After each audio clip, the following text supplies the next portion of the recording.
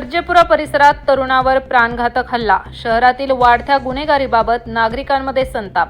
अहिल्यानगर शहरातील सर्जेपुरा परिसरात एका तरुणावर धारदार शस्त्राने प्राणघातक हल्ला झाल्याची धक्कादायक घटना घडली आहे. या घटनेमुळे परिसरात भीतीचे वातावरण निर्माण झाले असून नागरिकांमध्ये चिंतेचे वातावरण पसरले आहे. मिळालेल्या प्राथमिक माहितीनुसार रामवाडी येथील रहिवासी अजय विजय भोसले यांच्यावर 3 ते 4 अज्ञात हल्लेखोरांनी धारदार शस्त्रांनी प्राणघातक हल्ला केला. हल्ल्यात अजय भोसले गंभीर जखमी झाले असून त्यांना तातडीने उपचारासाठी जिल्हा शासकीय रुग्णालयात दाखल करण्यात आले.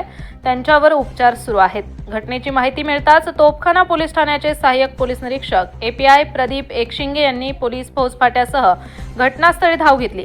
पोलिसांनी परिसराची पाहणी करून पंचनामा केला असून हल्लेखोरांचा शोध घेण्यासाठी पथके रवाना करण्यात आले आहेत.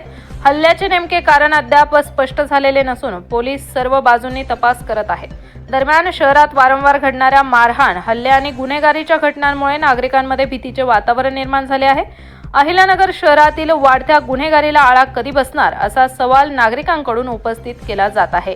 या प्रकरणाचा पुढील तपास तोफखाना पोलीस करत आहेत. प्रतिनिधी आयनुल शेख, ATV न्यूज, अहिल्यानगर.